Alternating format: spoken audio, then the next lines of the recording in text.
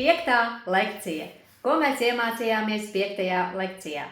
4. lekciju es izlaidu, jo 4. bija mājas darbs, tātad mēs neslēdzāmies klāt Zoomā. Mēs pārunājām to, kā mēs pildījām mājas darbu, izgājām cauri mājas darbu soļiem, pielabojām to, kas jāpielabo, izdarījām to, ko nesapratām, uzlabojām mūsu headeri visām ierīcēm, tātad padarījām to arī responsīvu.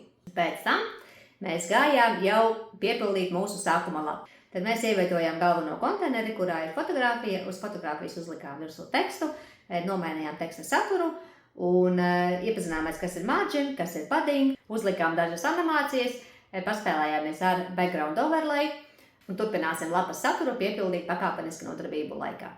Ja arī tu vēlies iemācīties mājaslapu izstrādi un zināt, kas ir background overlays, kas ir margin, kas ir padding un visus šos te nieciņus svarīgus, tad vēl nav par vēlu pieteikties mājaslapu izstrādes kursam.